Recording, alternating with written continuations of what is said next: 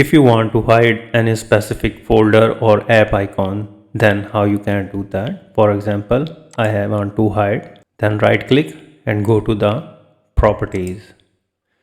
And in the general tab, you will see that hidden. Click on that and click apply, click continue and click OK. And here you can see that the icon is hidden. Now how you can unhide that? Go to the file explorer and go to the view tab, and here you will see that hidden items. Click on that and again go to the window, and here is the icon. Right click and go to the properties, go to the general tab and uncheck this hidden icon and apply OK, continue and click OK, and here it reappears.